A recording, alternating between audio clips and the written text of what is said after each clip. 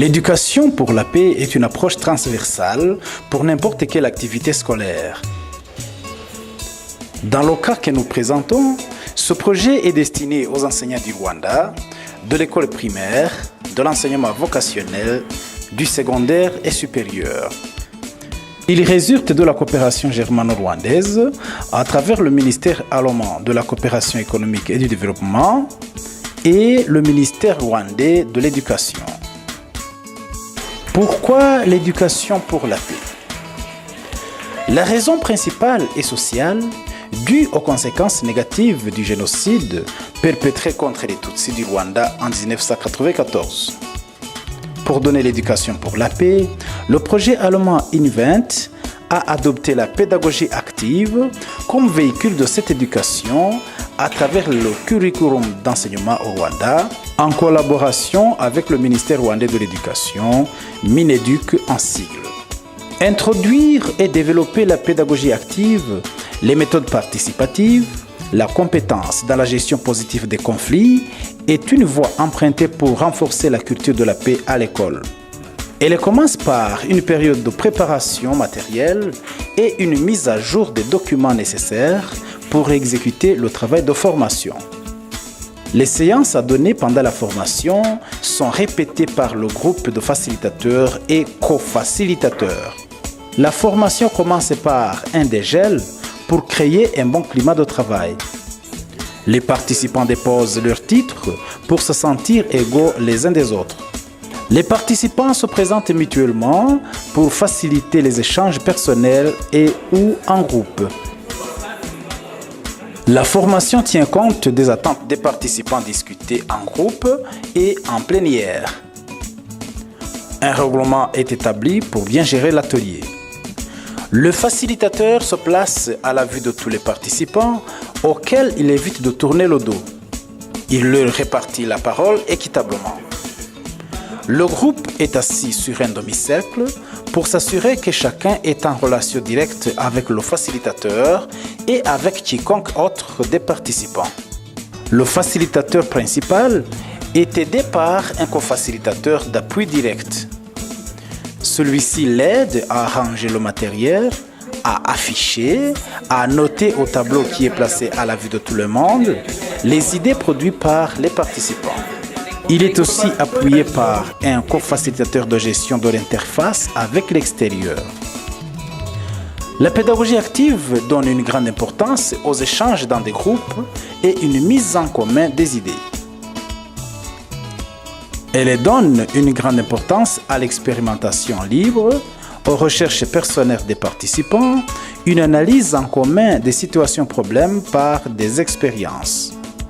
D'autres techniques sont aussi mises en pratique par cette approche, comme les jeux de rôle, les simulations, les exercices structurés pour l'auto-évaluation des caractéristiques essentielles des enseignants, leurs compétences, gestion du feedback, etc.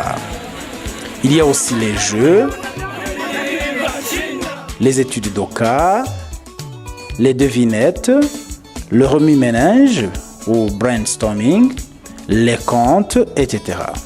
Entre les différentes séances de formation s'intercalent des stimulants essentiellement pour créer une ambiance propice d'apprentissage, rendre attentifs les participants pour la séance suivante, répartir les participants en groupes conformément aux besoins de la séance, stimuler la créativité, éloigner le stress, relaxer les participants, rapprocher le facilitateur aux participants, etc.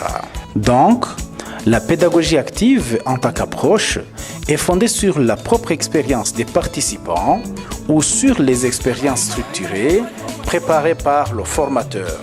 La formation en pédagogie active tient compte de certains paramètres comme le degré d'implication continue des participants, la durée et date de l'expérience, le caractère approprié du lieu de la formation et de l'environnement matériel, mesure de la connaissance réciproque des participants, taille de l'équipe de formation, taille du groupe, apprenants et formateurs confondus, accès au matériel et aux fournitures, référence permanente aux objectifs, anticipation des difficultés, contrôle du volume des idées générées, etc. Chaque jour, les participants font une évaluation sur les objectifs des séances données, la prestation des facilitateurs, la méthodologie utilisée, les documents distribués, les thèmes abordés et l'articulation logique, la durée et le lieu de la formation. Cette évaluation est effectuée par les participants sur fiche individuelle et discutée en plénière. Les facilitateurs font aussi une évaluation sous forme de monitoring pour passer en revue de la pertinence des séances de la journée, de l'atteinte des objectifs, du degré de satisfaction individuelle et collective par rapport à chaque séance ou exercice, de la progression de la formation et le comportement des participants. Une évaluation finale est faite aussi pour apprécier le sentiment général du facilitateur à la fin de la formation, le degré d'atteinte des objectifs, la qualité de la préparation, la répétition, la facilitation, la gestion du matériel, le travail en groupe, organisation, participants, recommandations pour la suite. La pédagogie active en tant qu'approche est une bonne voie par laquelle est véhiculée la culture de la paix à l'école.